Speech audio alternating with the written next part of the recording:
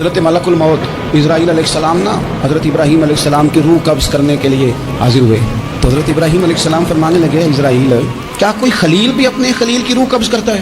اللہ نے تو مجھے دوست بنایا، دوست ہو کے دوست کی روح قبض کرنے جا رہا ہے۔ حضرت اسرائیل نے ارادہ چھوڑا اور حضرت ابراہیم کا وہ جملہ لے کے رب کی بارگاہ میں حاضر ہوئے۔ عرض کی مالک جناب ابراہیم علیہ السلام نے فرمایا ہے کہ اللہ کی بارگاہ میں عرض کرو کہ مالک کیا کوئی خلیل بھی اپنے خلیل کی روح قبض کرتا ہے؟ تو رب کریم نے فرمایا اب میرا بھی پیغام جا کے جناب ابراہیم کو دے دو، ان سے جا کے کہو رب فرماتا ہے کیا کوئی خلیل بھی اپنے خلیل کی ملاقات کو ناپسند کرتا ہے؟ موت پہ رشتے ٹوٹ جاتے، میرے نبی نے اس دن بھی اپنے رشتے کو نہیں توڑا۔ ابراہیم جیسی شخصیت کہیں گے سنو اے اللہ تیری میری دوستی کا واسطہ مجھے بچا لے، تیری میری دوستی کا واسطہ مجھے بچا لے۔ عیسیٰ علیہ السلام کہیں گے یا اللہ میں اپنی ماں مریم کا بھی سوال نہیں کرتا، میری جان بچا لے، مریم جانے تو جانے۔ اور میرا نبی کہے گا یا اللہ میری امت کو بچا لے۔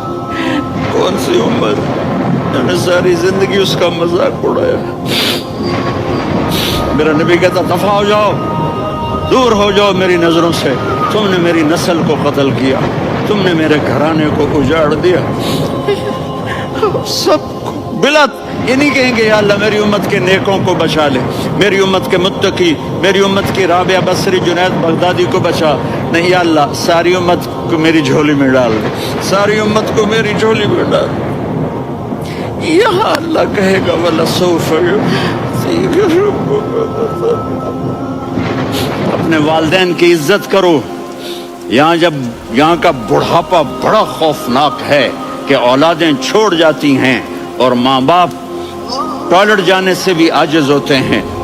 اپنی ماں کی دعا لو، اپنے باپ کی دعا لو۔ میرے نبی نے فرمایا تیرا باپ